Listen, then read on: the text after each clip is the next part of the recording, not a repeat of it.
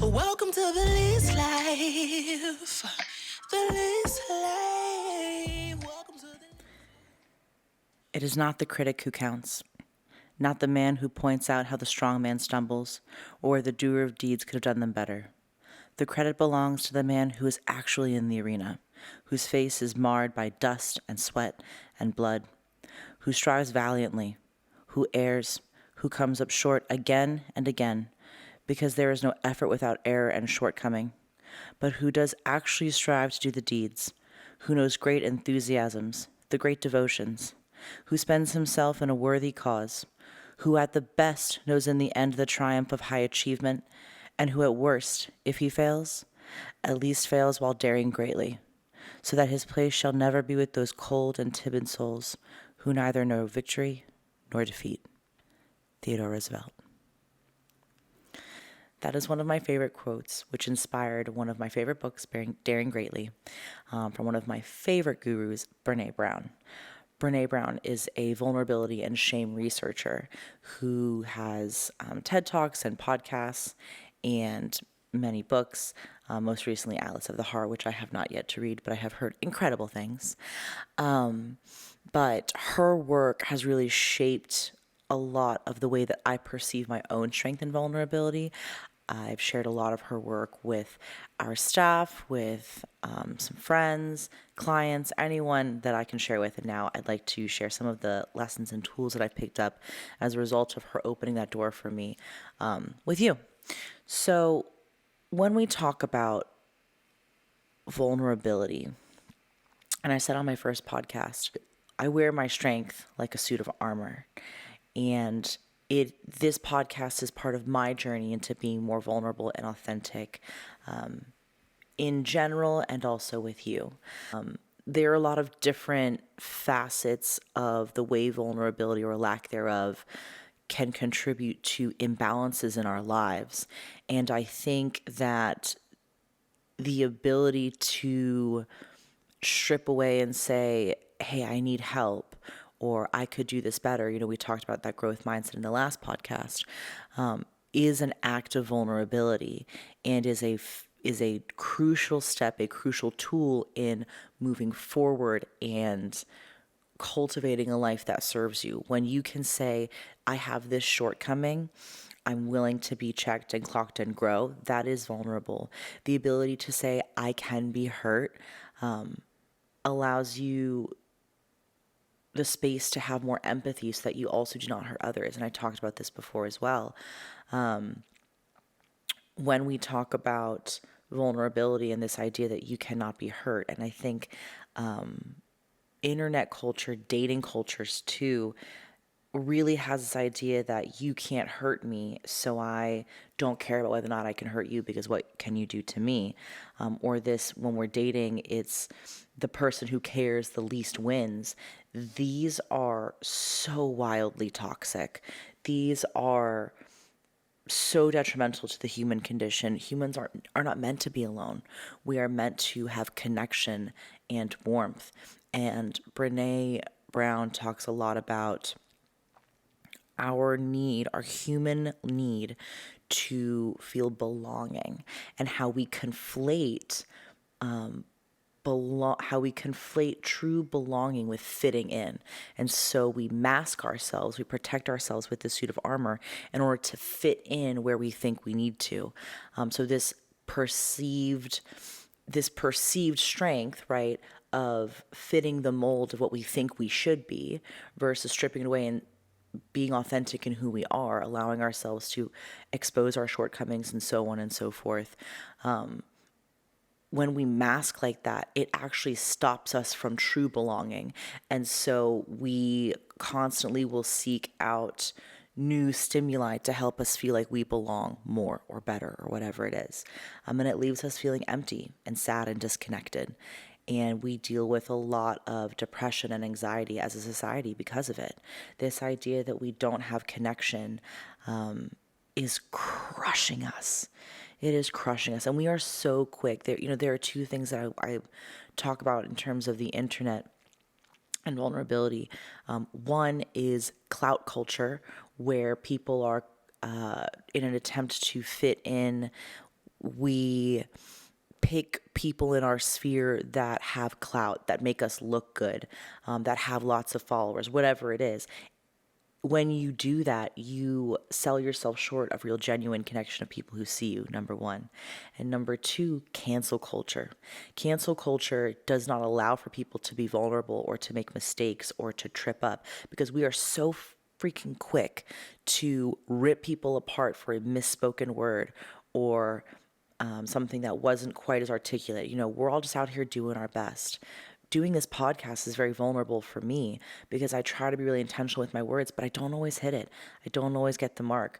If I make a TikTok or an Instagram reel, there's someone in my DMs criticizing me the way that they think that I should have said something or whatever it is. And I am very open to feedback. I'm happy to correct myself if you have something that you think should have been articulated better. Of course, I want to do better for you. But true cancel culture, going back into people's tweets or Facebook messages for 10, 15 years ago, that's wild to me. I am not the same person I was 10 years ago. I hope I'm not the same person that I will be in 15 years. Do we need to hold people accountable for some of their actions? Of course. There's a sliding scale there. But if you're a 17-year-old shithead, no, I don't think you should be held accountable to some stupid thing you said as a child when you're 40 years old. That's wild, right? We learn and grow and we're educated. This idea that we cannot have conversations, it actually lacks vulnerability on a lot of different sides. Number one, the side of the person who was willing to be vulnerable and expose themselves in the first place. And number two, the people who are having such a visceral reaction. Why is it that you are so triggered? Are you willing to be vulnerable and say, hey, maybe this is an unbalanced reaction to something. Maybe this is something that's triggering me. I think this idea of this lack of context and nuance, you can't take something in a vacuum and without any context or nuance and repeat it and think that that's how things are. It's not. And I would encourage us as a society to have context and nuance, especially in the fitness space.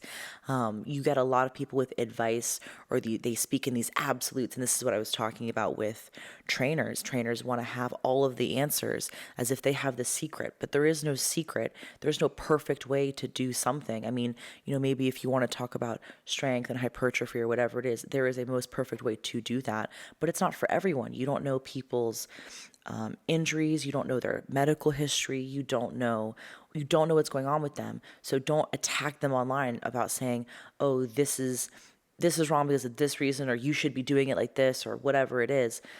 Again, you lack the empathy to see that person's vulnerability. And when you do that, people are less likely to be vulnerable. And if you want authentic connections, you have to allow people the space to be vulnerable. When we talk about backing it up into the gym space and self-growth space, I had someone reach out after the last podcast and ask, how do you navigate when people respond poorly to your growth or your growth journey?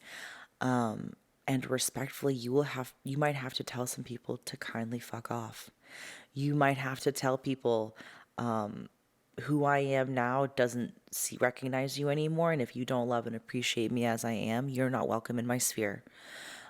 You don't have to tolerate people who don't support you and your growth. You can set boundaries, and it hurts. It's hard. It's hard to say to someone that you love, I can't interact with you anymore because you no longer see me. You no longer value me. And I have essentially outgrown you. And that's really hard to say. And you don't have to say it, but it's hard to say it to yourself. It's hard to let those relationships go. But ultimately, it is something that you might have to do. And you can always leave the door open for someone to come back if they're willing to meet you and love you as you are. But you deserve to be loved as you are. You deserve to be loved and seen for who you are and the person you are growing into. And you are not required to shrink yourself for anyone or to tolerate someone tearing you down. that is, and I mean, it is a true growing pain. But if you are going through that, I'm really proud of you for pushing through and making it to this point, and I'm so excited to see you grow. That is an act of vulnerability for you to reach out to me to say that, and I appreciate that. And it's also an act of vulnerability to say, to stand on your own and say, I am growing and I am learning, and these relationships are hard. They are getting really hard. So I think this idea of authenticity and vulnerability, to be authentic in who we are and who we want to be, when you do that, when you allow yourself to be vulnerable and absolve yourself of this shame of perfection, you get to say, this is who I am. Can you meet me here? And you will attract people in your life who are willing to meet you there. You know, if you're a client coming into the gym and you say, I don't know how to do this, can you help me? Yes, then you will receive help and you will get better. If you are a trainer that doesn't know the answer to something, and you ask more questions, you will receive the answers. You will grow as a person and as a trainer, and you will surround yourself with people who can help educate you and help you grow and learn and develop and hone your skills. If you are a leader that says, hey, I'm not perfect, but will you support me? You will develop a team that does support you. I think, I think when it comes to men and women, society does a really good job of, society as a whole does a really good job of boxing us into our different categories and shaming us into these standards of masculinity and femininity. I think for men and women, I think it's costing people their lives. Men's inability to feel safe and vulnerable means that they don't get the help that they need. And we see that a lot with military personnel in these toxic masculine cultures where they cannot be perceived as weak. You know, I was talking about this with a gentleman in the army the other day. He was saying if you're in the army and you see a therapist, they're gonna, you know, the ranks will do what they have to do to, at least his perception is that, and I'm not in the military, but the ranks will do what they have to do to remove you from active duty, which is a shame because I think everyone should be in therapy in order to ascertain who is fit for duty, number one, and number two, to keep people fit for duty if that's what they want. Your mental health makes you stronger. And when, especially when we have veterans who feel alone and sad and they're conditioned to not feel, and they feel so alone, they take their lives. Men feel like they don't know what to do with these emotions, and so they act out violently, sometimes against themselves, sometimes against others, because they don't have the tools that they need or the safety that is needed to feel like they can express their emotions and get the help that they need. With women, these impossible beauty standards, these the lack of boundaries, the sacrifices the quote unquote sacrifices we have to make to maintain families or relationships, or these acts of servitude, keep us in spaces that don't serve us and run us ragged until we feel alone because we can't ask for help. And women take their own lives because they feel like they are less than, like they are unworthy, this sense of unworthiness. And I think, I think ultimately society does cultivate this space of unworthiness. But you are worthy of love and acceptance just as you are. And when you can be vulnerable and say, hey, this is what I'm feeling right now, I need support, you will cultivate people in your life that will support you. You know, going to meetings, allowing yourself to be honest with yourself and say, I need help. I need more human connection. We join groups that can help us. Community is so important. And to be vulnerable and say, I need this community to help me, that's everything.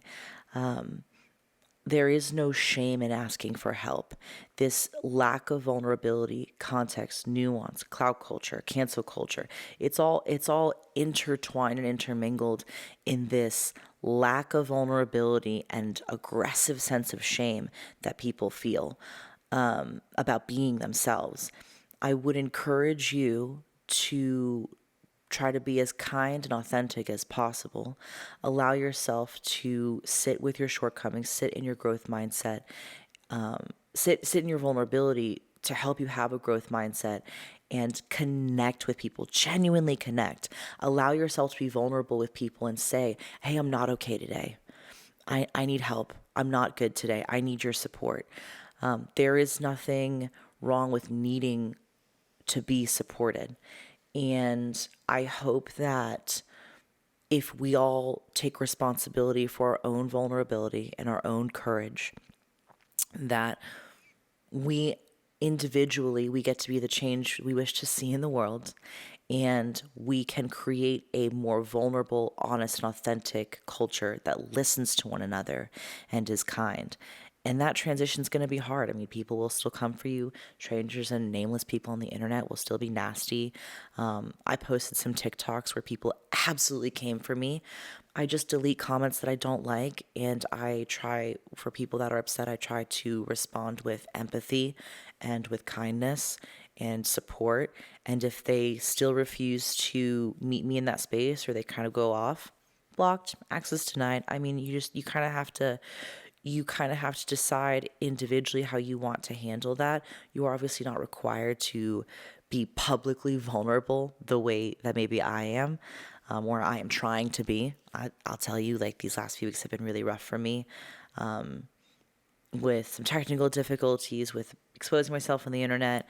It is something that I'm learning to navigate, but it's fun. I mean, we have a good time, I suppose. My own journey with vulnerability has been lengthy. I touched on earlier, and I wear my strength like a suit of armor. That is true. And I do that in a lot of different ways. I do that in my own personal training myself. I really want to lift some weight, and I would struggle with not being able to lift something because even though my muscles can lift it, my back says absolutely not. Learning to stay in my lane in terms of my own training protocols, that's been difficult to, if I mess up even a little bit, I'm down for the count for weeks. So I really struggle with that these last few weeks. As a trainer, saying I don't know was something that I really, really struggled with, especially as a young trainer.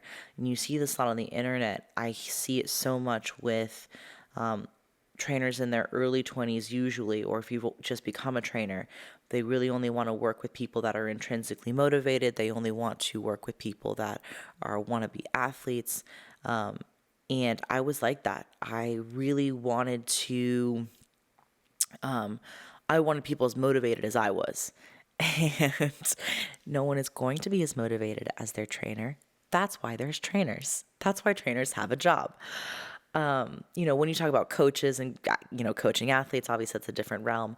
But when you talk about the general population who needs help, I was one of those people. I didn't know how to use equipment. I didn't know how to do things. I didn't know how to program workouts. So giving people those tools is part of my job, and helping them to find their intrinsic motivation is also part of my job, right? Helping them to find the magic that movement offered me. As a leader, I struggled. Wow, did I struggle. I became a manager and I was not well received at all. And that was really on me to navigate, and to dig deep and find my shortcomings and be really honest about the way that I talked to people and the way that I communicated. And to say to people, hey, I'm learning just like you. I've been you before. Like I didn't just arrive like this, and I'm still learning and I'm still growing. So if there's something I can do better for you, please let me know. Like, that has created a culture amongst our staff that they can be vulnerable with me, and gives them the space to say, I don't know, but I will find out.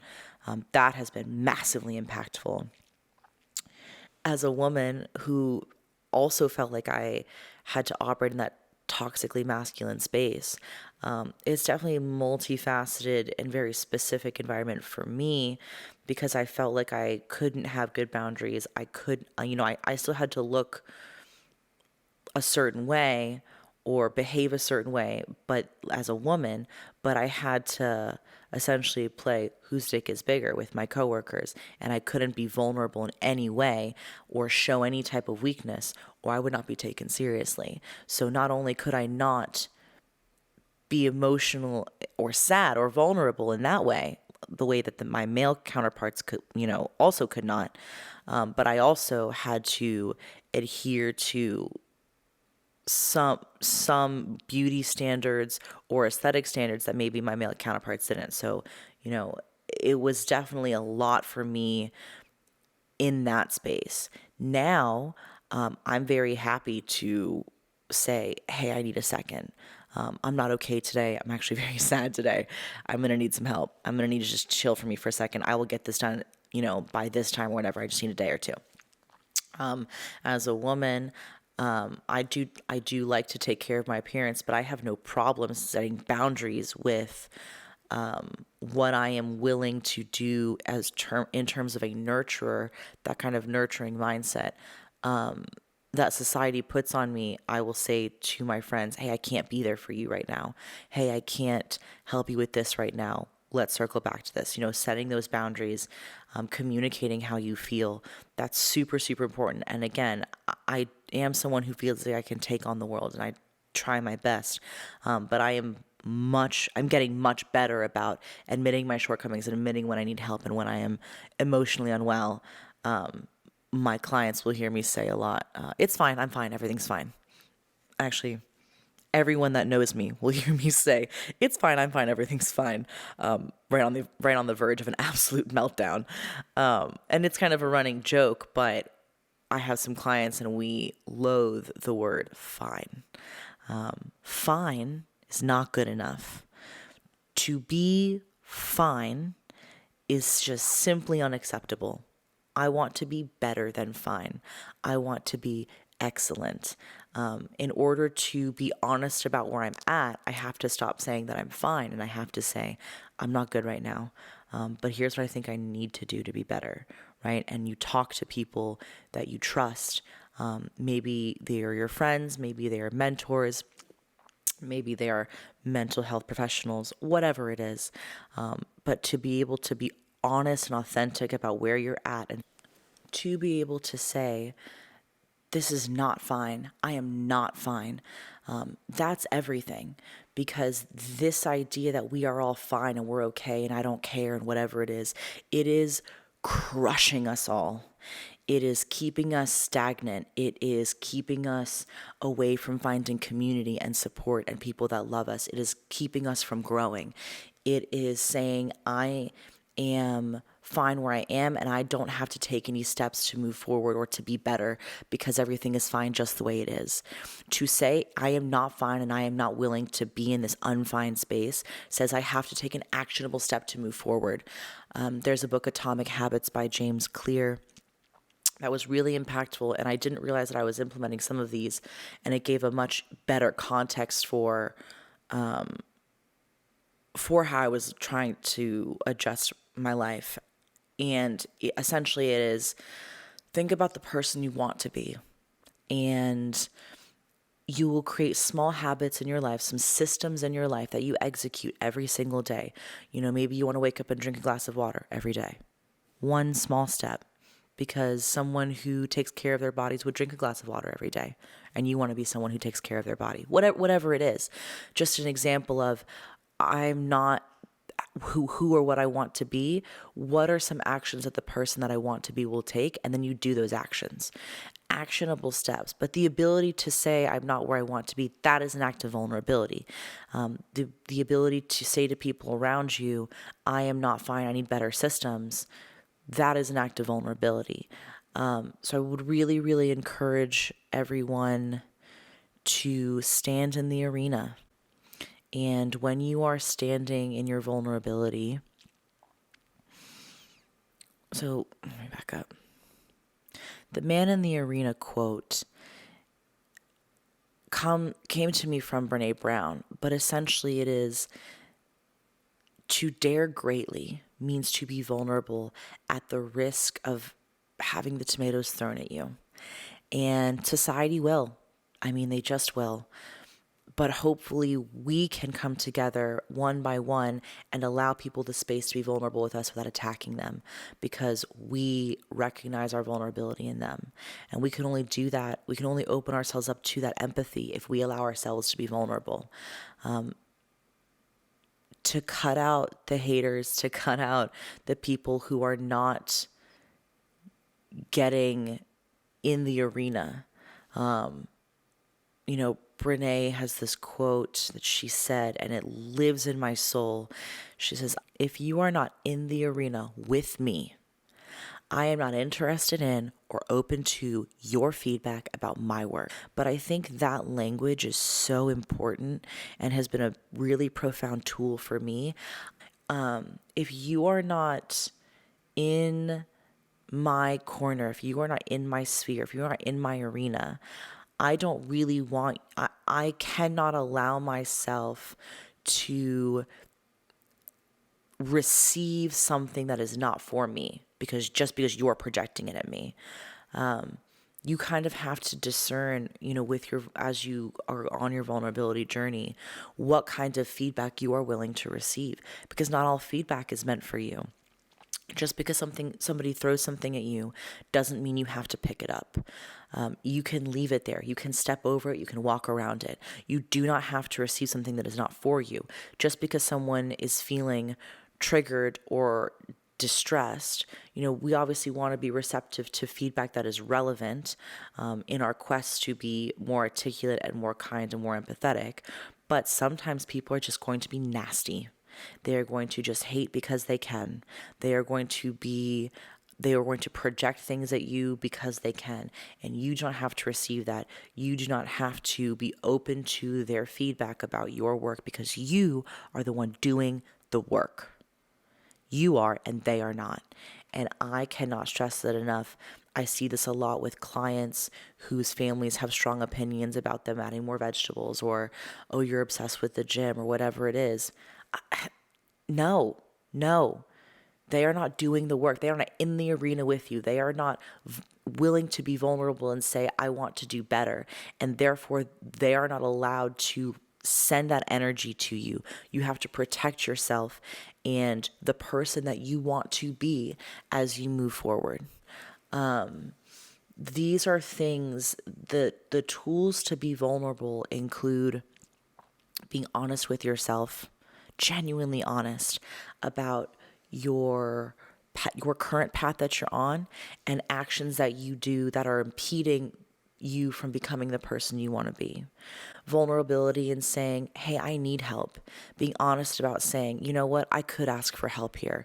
This person in my life could help me do better, because they could do a little bit better and they could help me do better. I am willing to say, I'm sorry. Ooh, that's a big one. I am willing to say I'm sorry, genuinely sorry.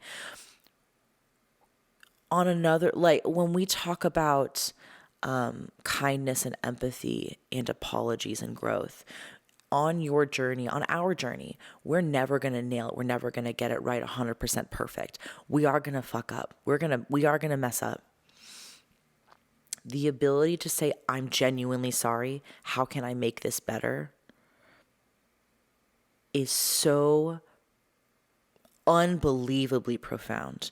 A lot of times when we mess up, we tend to say, well, I'm sorry, but, and then we give all these reasons of why we did the thing that we did or what was going on or whatever it is. A genuine apology is not a back and forth. A genuine apology does not require a back and forth conversation. It just requires that, you know what, I'm really sorry. How can I do better for you? How can I show up better for you? How can I make this right? You're right. I fucked up, man. And I care about you and I want to do better for you. That's an apology. If you're if you want to explain yourself, you can offer that and say, hey, I can explain myself if you want, but just know that I am genuinely sorry and I want to make this right by you. Right? I will do better. Here's how I'm going to do better. This inability to apologize, this inability to take responsibility for our actions is a lack of vulnerability. It is a lack of humanity, because essentially it says, I can never mess up. I'm sorry, but, and here's all the reasons why I'm not an asshole. Here's all the reasons that I'm still a good guy. You can be a good guy and mess up. Like, you can. We don't intentionally want to hurt people, but we're going to. We just are. We're not always able to see everyone all the time, but we can try to learn and grow and do better for one another. That is an act of vulnerability. That is an act of character, of growth. In this quest to be perfect, because of all the shame that we experience and this lack of vulnerability and the pressure that we feel to be perfect, when we do that, it inherently says, I cannot mess up because I am perfect, and perfect people don't mess up. So it does not leave room for genuine apologies. And when you cannot express sincerity and be genuinely sorry for an action that you've done, you're never going to change. And we end up with a lot of narcissistic tendencies because we cannot admit our own shortcomings, because we don't have the language or the tools to do the work. To say, I'm sorry, how can I fix this? And give someone the opportunity to say, here's how you can fix it. Or to have a discussion about what that means, helps both you and the person that we're talking about grow. And it absolves you from being perfect. Now, conversely, you can't just say I'm sorry and not do anything about it. Sometimes sorry just isn't enough. You have to take actionable steps to demonstrate true apology and growth. Again, an act of vulnerability to open yourself up to that kind of action is really important. Being able to apologize is one of the greatest acts of vulnerability and growth that we can see, like a genuine apology. It is a tool that I hope that you put in your tool belt. I use this tool belt analogy a lot because I think we start with a tool belt and then we acquire so many that hopefully we get a toolbox. The ultimate goal from where I'm sitting is that I would like to have a tool shed. And it's definitely difficult to find what we need the tools for, how to create the tools, and then how to sharpen those tools. That's definitely a journey that we will be on the rest of our lives. But we have to be open and receptive to building and creating and fixing in order to acquire and utilize those tools. I think that vulnerability has been one of the most profound lessons that I have learned these last several years. And I hope that I will continue to learn and continue to grow and continue to build my tool belt, box, shed, whatever it is. And I hope that you find help and kindness and authenticity in your life. And I hope that you can open yourself up to that, because you deserve it. You deserve to be vulnerable. You deserve people in your sphere that are vulnerable with you, but they can't do that until you are, until they feel safe with you.